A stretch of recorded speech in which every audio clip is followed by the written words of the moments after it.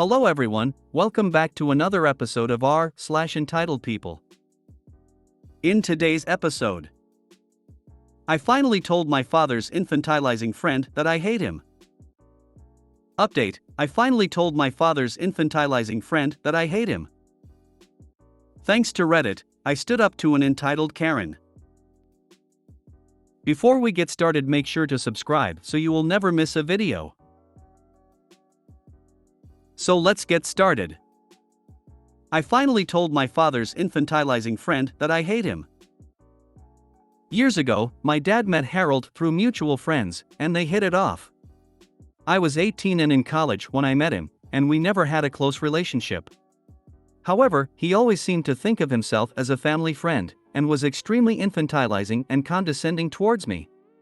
Every time I saw him, I tried to tell myself it wasn't that bad, only for him to prove me wrong less than a minute later.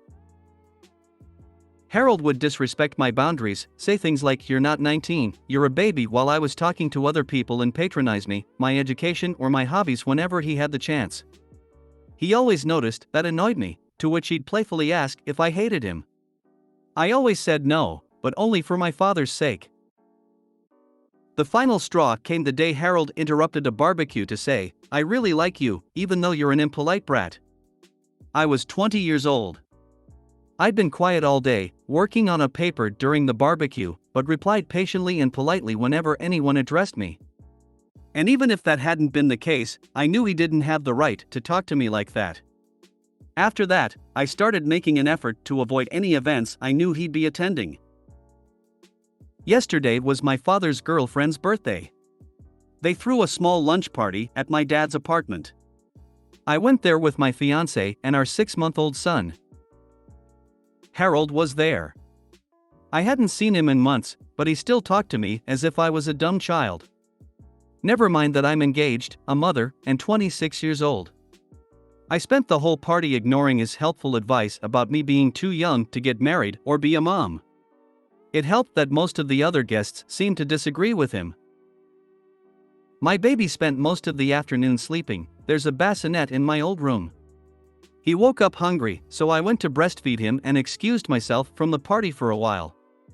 I got back to jokes and comments, all from Harold, about how I was probably struggling if my son was managing to leash me away for so long.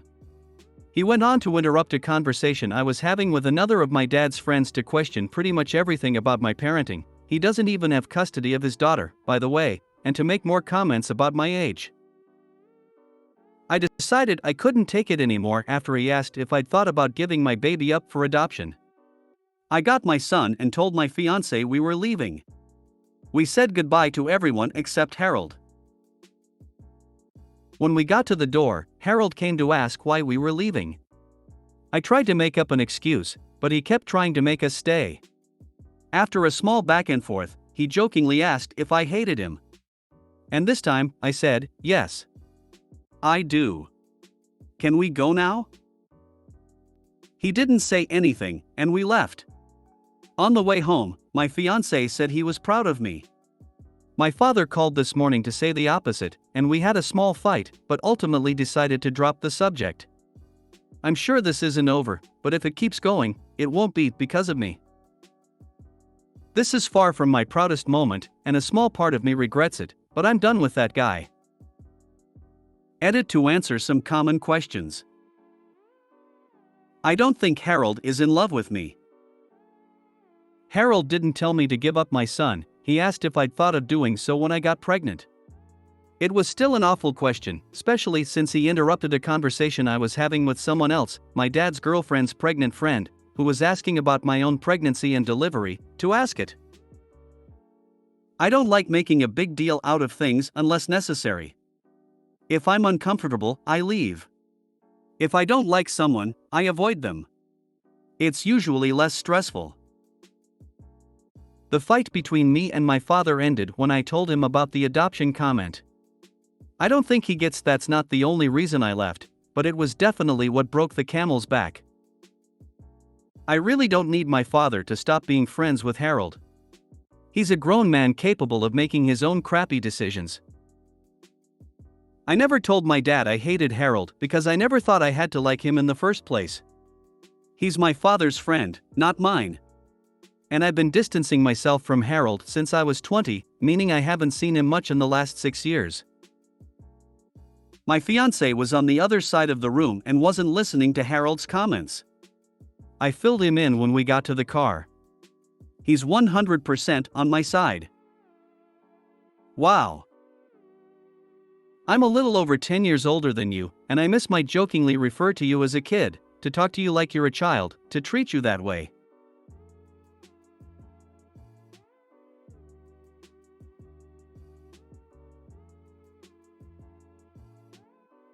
It wouldn't surprise me if this jackanapes is attracted to you and this is his way of showing and deflecting those feelings.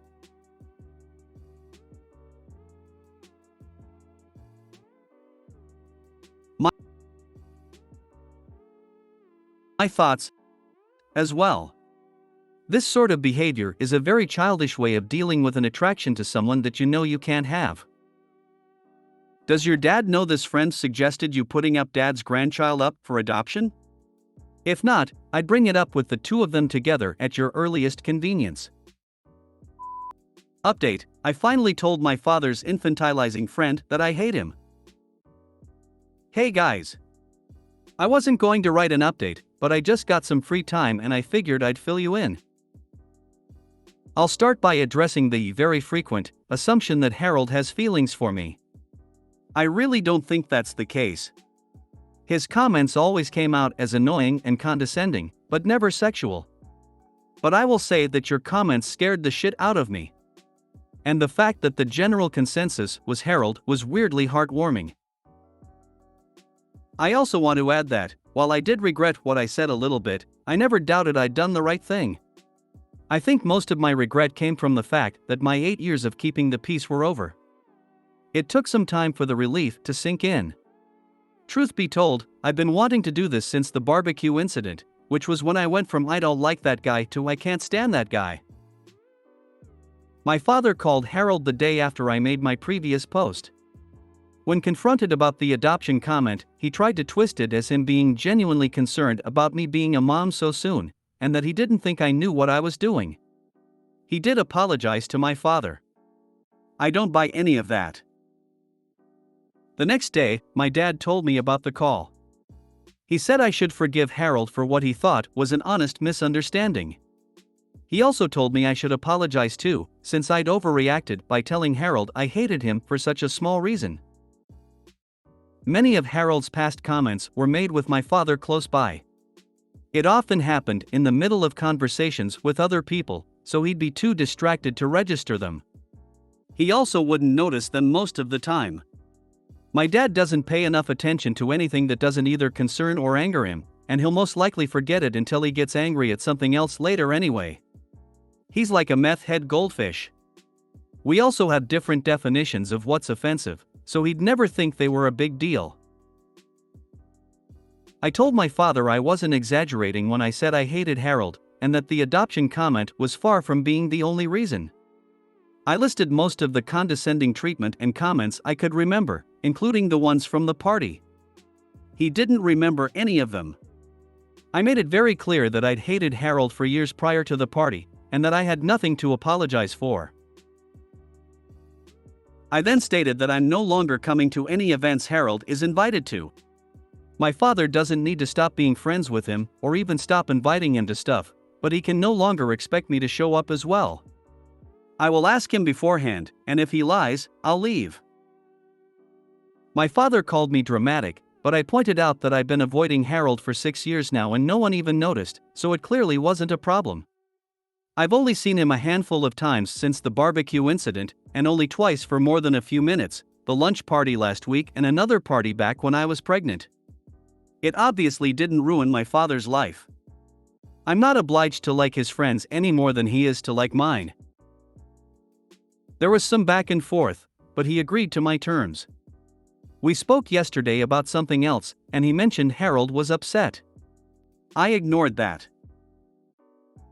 I'm not going NC with my father. Yes, I'm very well aware he's an asshole, and I came really close to cutting ties with him in the last few years, but I ultimately decided it wouldn't really fix anything.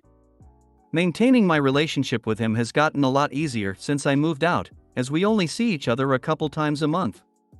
He gets frustrated that I don't call or text much, but doesn't complain about it anymore. I don't see the point in going NC with someone who no longer has any say in how I live my life.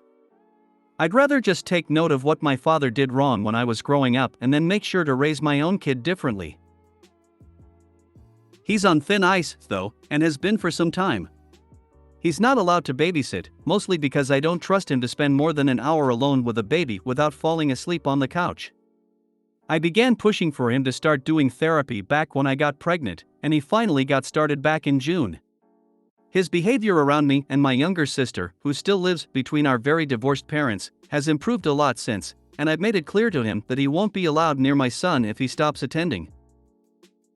This is the first time in my life my father has improved his behavior. It's hard to be hopeful, but I'm trying. And if I ever do go and see with my father, it won't be because of Harold. So that's it. Overall, I'm glad I don't have to deceive anyone anymore. My relationship with my father is rocky, but I won't dwell on it. My main responsibilities are my son, my fiancé, and my job, and that's not changing anytime soon. I think you made wise choices.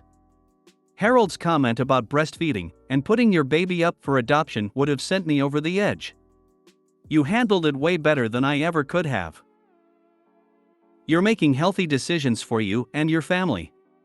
Your dad will just have to suck it up. I think he's a work in progress.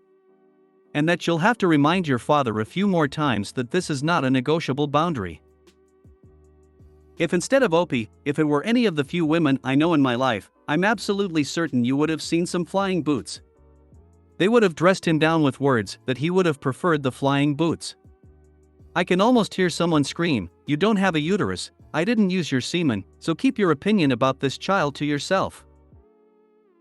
Good riddance to Harold. I remember your last post, and I'm happy you stood up for yourself. Harold's the worst, and he deserves to have his feelings hurt so that he can reflect on his actions and be less of a tool to others in the future, if only. I got to say I love this post. You made everything clear and understanding for your father. You did not demand he do anything, but you clearly stated your feelings. Whilst I don't know you in real life, I am amazingly proud of how you communicated with your father. Harold was entirely an ass. I don't think you were overreacting, because constantly being berated is not good for your mental health. And again, think about who you want your son growing up around and what you want reinforced, and quite literally everything you relayed from Harold is something I would not want around children. But yes, stay firm in not attending parties Harold is a part of. And stay firm if your dad lies to you and invites Harold around whilst you are there, that you impress on him the severity of what he is doing. Thank you. And yeah, I never felt comfortable with him being around my son. Your dad reminds me of people I know who say they hate drama, but ultimately end up fueling the drama with their inaction, in this case, not telling Harold to shut up and leave you alone. Yeah, most of his friends can get a pass for almost anything. I usually don't have too much of a problem with that, as I actually like most of them. Thanks to Reddit, I stood up to an entitled Karen. Disclaimer: I live in Europe and English is not my native language, so my apologies for any mistakes. I've been following various communities on Reddit for a few years now. To name a few are /AMAdAsshole or /EntitledParents, and of course are /EntitledPeople, as well as the website Not Always Right, wondering if people like that really exist or if it was mostly creative writing. I also wondered how I would react if I ever witnessed something like that. Well, now I know, smiley face. A few weeks ago, on a bright Sunday morning, I was on my way to the zoo with my daughter, 2F, and niece 25F. I stopped by the grocery store for a picnic. I don't know how it is where you live, but here, foods and drinks in amusement parks and other places are far too expensive. I had the girls in the trolley and got in line to the cashier. The lines were long, but hey, life, right? The cashier was doing her thing, while chatting with the clients, and I was minding my own business, talking with the kids and patiently waiting. Suddenly, I hear shouting and see an irate woman yelling at the poor cashier, who was visibly getting more and more upset. The client, an older woman with no distinctive feature, was yelling like a banshee because the cashier dared to wish a good day to the previous client and basically being nice and friendly. And because of that, our dear Karen was running late. Again, it was around 10:30-11 on a Sunday morning FFS. That's when I remembered all those stories, those poor workers who are basically not allowed to talk back and have to take the abuse, and I decided to intervene. I have a very strong voice that carries loud when I want to. I asked loud enough for the entire store to hear. What the hell is your problem? What kind of behavior is that? I think the Karen was not expecting someone to dare to stop her tirade. She recovered and tried replying. I stopped her and told her that she was the only one holding back the line and that the cashier was doing her job and doing it well. In the meantime, the manager had arrived and had replaced the cashier, who was crying, with another worker and came to ask what was going on. Karen starts again. I let her rant for a few seconds, and then gave my version of what happened in the most calm and sane voice possible. Let me tell you, Karen was fuming and started complaining again about the cashier being slow because she was chatting nicely with the customers. By then, her grocery was finished being rung and the manager asked her to pay and leave. This might not be the best climax compared to all the other stories I've read here, and if you've read so far, I hope that if you also encounter this type of entitlement, you will also remember all these Reddit stories and decide to act. Thanks for reading me. By the way, if you ever encounter something similar, my so gave me the best sentence to use just in case. Well, it's understandable, at that age, they don't have much time left to spare, so feel free to use it if you want. I'm going to remember. What kind of behavior is that? Because it says everything. You did well. Service worker all, thank you. Some heroes don't wear capes. Great job, OP. You are awesome for standing up to that nasty woman. Too many times we just keep our heads down and pretend not to notice when people act like this. It's nice to know that there are people like you willing to stand up to the bullies and tell them their abuse is not acceptable. I hope you and your girls went on to have a wonderful time at the zoo after all that. If you made it to the end of the video, thanks for watching. Don't forget to like, subscribe and share, and we will see you in the next video.